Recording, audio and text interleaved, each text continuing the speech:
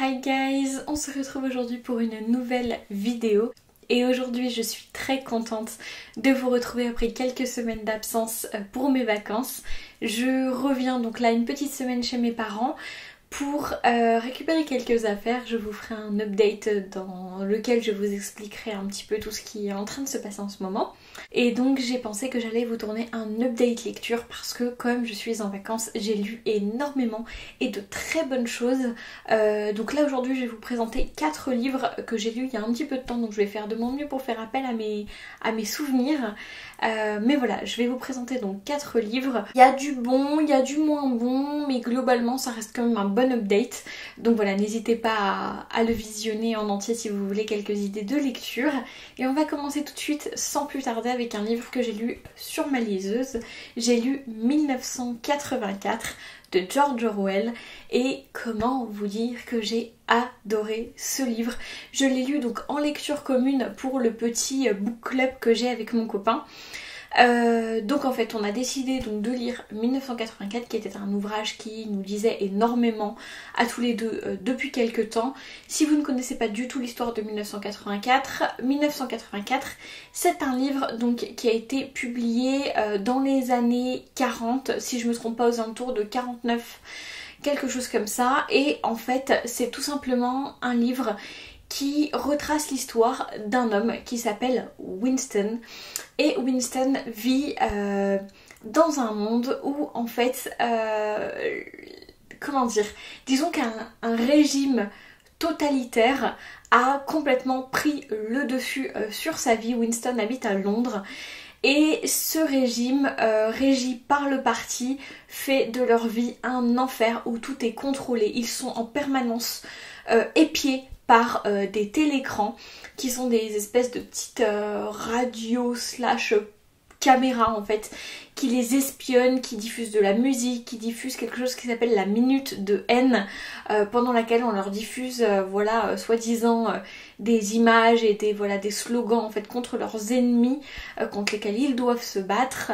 Et voilà, pendant cette minute de haine ils doivent montrer à quel point ils sont on va dire investis en fait dans cette lutte contre leurs ennemis un petit peu imaginaires entre guillemets, et à quel point voilà ils sont patriotes si vous voulez.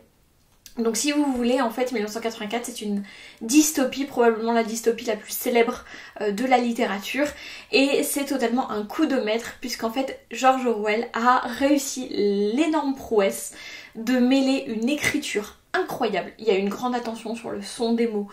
Je dirais même que l'écriture est presque poétique en fait, à quel point il y a une grande attention sur les sens.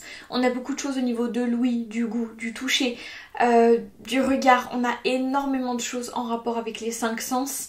Il y a un gros travail au niveau de la sonorité des mots. Les mots sont choisis très spécifiquement, rien n'est laissé au hasard. C'est un immense livre qui parle de la politique, qui parle du monde, qui parle des régimes totalitaires, qui est inspiré de toutes les horreurs qu'on a malheureusement vues voilà, sur notre planète depuis quelques dizaines, voire une petite centaine d'années. Et c'est effrayant en fait de réalisme, de à quel point George Orwell a bien compris ce truc du moment où on maîtrise le langage, où on contrôle le langage, on contrôle la pensée. Et quand on contrôle la pensée, on peut modeler à souhait les êtres humains, jusqu'à totalement en fait les reprogrammer pour que ils aient en fait intégré toutes les idées qu'on veut leur faire intégrer. Et c'est effrayant. Si vous voulez un ordre d'idée un petit peu, ça me fait énormément penser à Black Mirror, c'est-à-dire que ça pourrait totalement être un épisode de Black Mirror, ça aurait totalement sa place. On a vraiment une grosse attention portée sur tout ce qui est la pensée, le langage, c'est vraiment le centre de ce livre. Il y a même une nouvelle langue en fait qui a été créée par ce parti pour totalement modifier la pensée en fait, parce que comme ils le disent, si il n'y a plus de mots hérétiques en fait pour exprimer votre pensée qui va à l'encontre du parti, et ben il n'y a plus de pensée elle-même en fait. Vous détruisez jusqu'à la pensée elle-même s'il n'y a plus de mots pour l'exprimer. Et c'est vraiment ce qu'ils souhaitent, reprogrammer les hommes, reprogrammer tous les êtres humains, leur faire intégrer ce que le parti a choisi comme étant la vérité, c'est-à-dire que si le parti a décidé que blanc c'est noir, et ben blanc c'est noir.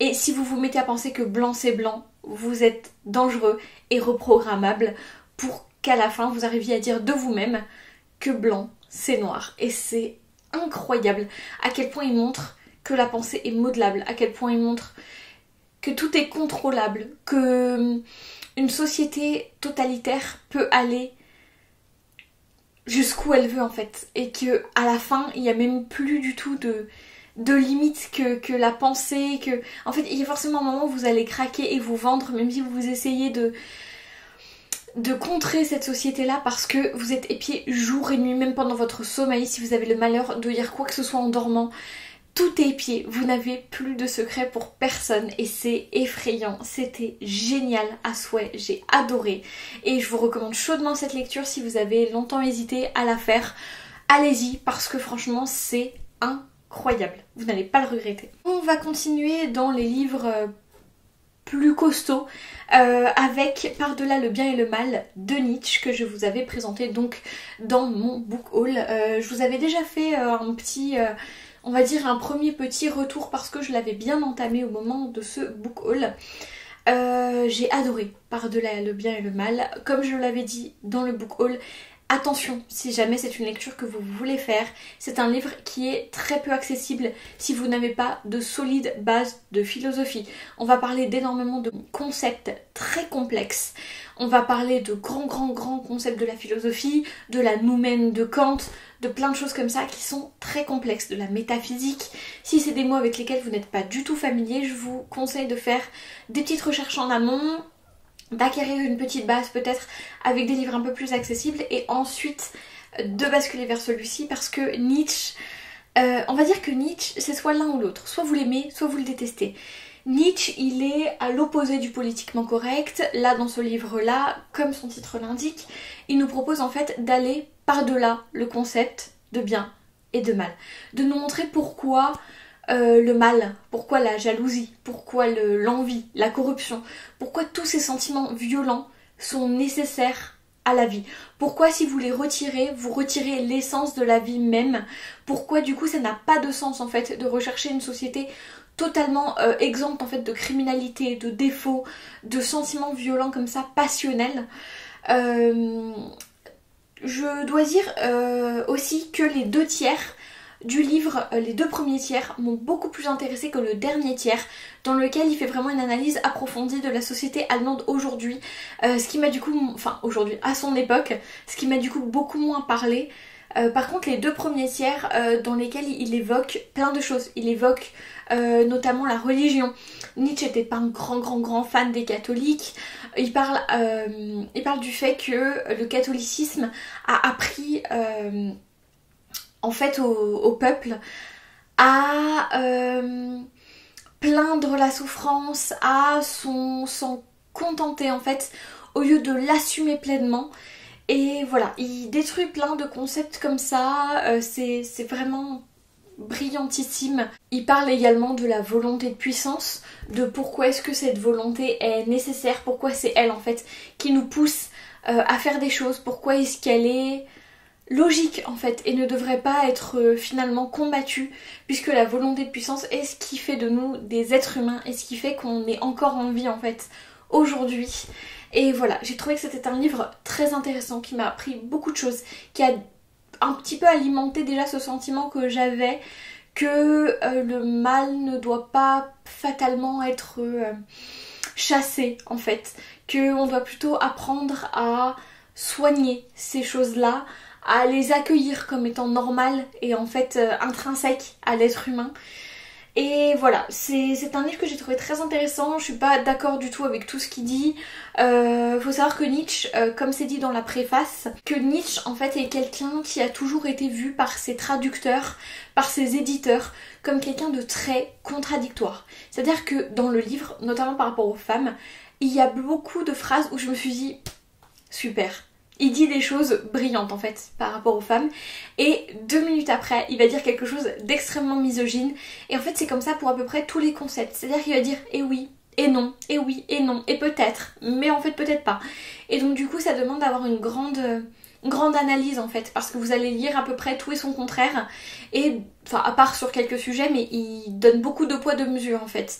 Et en fait le problème c'est que ces deux opinions très différentes sont toujours traitées avec beaucoup de véhémence, donc ça vous demande de faire vous-même en fait votre propre analyse avec ce que vous avez lu avant, avec ce que vous connaissez, avec votre sensibilité, etc. pour pêcher en fait dans ces livres ce qui peut vous servir. Voilà. En tout cas, c'est un grand classique. Nietzsche est un auteur voilà, que j'affectionne beaucoup. Faut savoir que Nietzsche adore clasher, donc ça donne des punchlines d'une violence inouïe que je trouve toujours hilarante. Donc vraiment voilà, n'hésitez pas. Je trouve qu'il a un peu l'art et la manière de voilà de mêler philo et en même temps voilà un peu attaque, un peu virulence, qui fait quand même que parfois voilà c'est assez amusant. Donc n'hésitez pas à vous tourner vers Nietzsche si vous avez de solides bases en philosophie. Ça pourra vraiment étayer votre connaissance et je suis sûre que vous pourrez trouver des choses qui vous plairont. On va passer au petit flop qui me brise le cœur. Petit flop de cette update lecture. Je vais vous parler de La lettre d'amour interdite de Lucinda Riley. Si vous me connaissez, si vous connaissez ma chaîne depuis un petit moment, vous savez à quel point je dois être en train de mourir intérieurement, de critiquer un livre de Lucinda Riley. C'est d'ailleurs avec beaucoup de peine que je vous annonce, voilà, si vous n'êtes pas au courant, que Lucinda Riley est malheureusement décédée il y a très peu de temps. Voilà, son décès m'a énormément affectée. Voilà, j'envoie évidemment toutes mes condoléances à la famille, aux éditeurs, etc. qui ont eu la chance d'être près d'elle dans ces moments difficiles. Lucinda Riley est l'une de mes autrices préférées, avec Mona Chollet, Clémentine Beauvais notamment, et évidemment les classiques Jane Austen, Virginia Woolf, etc. C'était quelqu'un que j'affectionnais énormément, qui faisait des livres qui m'ont accompagnée voilà, depuis que je suis au lycée, donc ça m'a énormément peinée et c'est pour ça que ça me peine d'autant plus de critiquer ce livre-là que j'ai, somme toute, très peu aimé. Je l'ai lu très vite parce que c'est un Lucinda Riley, ça se lit extrêmement vite malgré les 650 pages. C'est toujours publié chez Charleston, une de mes maisons d'édition préférées. Et en fait, ça racontait l'histoire de Jonah Aslam, une journaliste qui vit à Londres. Et en fait, on va avoir voilà, l'enterrement d'une vedette de cinéma extrêmement connue. Et de là, elle va découvrir un mystère lié à sa famille, etc. Et de là, elle va vouloir du coup régler ce mystère. Et en fait, il y a beaucoup de choses qui m'ont déplu. Notamment le fait qu'il n'y ait pas du tout de flashback. Et je trouve que dans les romans de Lucinda Riley, c'est vraiment sa force en fait, les flashbacks. C'est quelque chose qu'elle fait extrêmement bien, qui alimente l'histoire, qui nous place dans un contexte historique très précis, et elle le fait extrêmement bien. Donc déjà il n'y a pas de flashback. En plus le thème de l'histoire autour de la société londonienne, de la famille royale, des secrets un peu dans le cinéma, etc. Il y avait une grosse matière, un gros potentiel qui je trouve a pas forcément été très bien exploité. Je trouve qu'il y avait moyen de faire quelque chose de beaucoup plus percutant. Quelque chose d'autre qui m'a gênée, c'est Marcus, le personnage de Marcus avec lequel Johanna va fricoter. J'ai trouvé Marcus très limite. Je l'ai trouvé vraiment à plusieurs moments. Il m'a vraiment rendu plusieurs fois très mal à l'aise à dire des choses qui n'ont pas de sens en fait, où on se dit ben oui heureusement. À plusieurs fois à Johanna il lui dit non mais t'inquiète pas, je vais pas m'introduire dans ta chambre en douce le soir et tout, et enfin j'étais un peu oui d'accord, c'est bizarre de dire ça comme ça. Et ouais du coup ça m'a, je sais pas, ça m'a vraiment gêné en fait son comportement, et le fait que ce soit banalisé et pas trop critiqué. En plus, ce qui m'a encore plus gênée, c'est que du coup Johanna trouve ça absolument normal et elle continue à le trouver attirant, etc. Du coup ça m'a vraiment dérangée en fait, et je pense que du coup j'ai pas pu apprécier ma lecture en fait comme j'aurais voulu, et du coup ça m'a beaucoup déçue parce que jusque là j'avais jamais été déçue d'un roman de Lucinda Riley en fait. Ça se lit quand même très bien, l'histoire est quand même très bien. Si vous aimez Lucinda Riley, il y a de grandes chances pour que vous appréciez ce livre. C'est juste que voilà, moi il y a plusieurs éléments qui m'ont gênée, l'absence de flashback et le fait voilà que Marcus était un personnage très problématique et qui n'était pas forcément critiqué comme je l'aurais souhaité, et du coup ça m'a un petit peu rendu mal à l'aise à certains moments dans le livre où j'aurais aimé qu'il soit plus rembarré et qu'il y ait un aspect plus critique de son insistance. Du coup voilà, c'est pas du tout un de mes livres préférés, c'est le moins bon Lucinda Riley que j'ai lu jusqu'ici. Donc voilà, si vous êtes fan de l'autrice, je vous le conseille pas forcément si vous l'avez pas encore lu. Allez plutôt sur La jeune fille sur la falaise ou L'ange de Marchmont Hall, là vous serez pas déçus. Donc voilà, dernier livre que je voulais vous présenter, que je vous avais aussi montré dans mon dernier book haul, c'est La librairie de Wigtown de Shawn Bythell. Et je crois que je vous avais déjà commencé à faire un petit... je crois que j'avais déjà commencé aussi à vous faire un petit retour. C'est un livre qui se lit extrêmement bien, qui se passe à peu près sur un an. Et en fait tous les jours on a la date, le nombre de livres vendus, etc. Et des petites anecdotes en fait de ce libraire qui en fait raconte ses déboires. Et donc c'est la vraie histoire hein, de Shawn Bythell dans sa vraie librairie à Wigtown qui s'appelle La librairie. Et vraiment j'ai trouvé ce livre hilarant, c'était drôle, ça se lisait très bien. Il y a une employée qui est hilarante, il raconte les petites histoires, des perles qu'il peut entendre en tant que libraire. Et voilà, si vous aimez les livres qui parlent de livres, c'est quelque chose qui va beaucoup vous plaire. Je trouve que c'est un petit côté un peu réconfortant. Ça nous renseigne aussi sur les difficultés du monde du livre aujourd'hui, sur l'impact en fait de tous les sites de vente, sur l'impact des achats par exemple que certains lecteurs font sur Amazon. Beaucoup de choses comme ça, et à quel point en fait ça tue les petites librairies et à quel point voilà c'est dur de faire survivre sa librairie. Donc si vous voulez un livre drôle, léger, qui se lit très vite et qui parle de livres, celui-ci peut vous plaire. Donc voilà, écoutez, c'est déjà tout pour cette update lecture. J'espère que ça vous aura plu et que ça vous aura donné quelques idées de lecture. En tout cas, moi je vous fais de gros bisous et je vous dis à la prochaine. Ciao!